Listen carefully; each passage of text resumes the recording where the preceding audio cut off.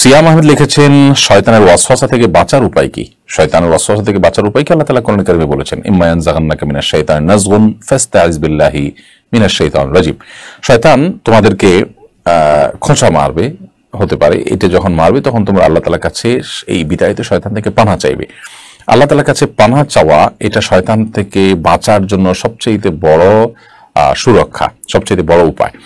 এই জন্য আউযু বিল্লাহি মিনাশ শাইতানির রাজিম এটি পাঠ করি, আমরা শয়তান থেকে আত্মরক্ষা করতে পারি এবং আল্লাহর কাছে পানাহ চাইতে পারি শয়তান থেকে।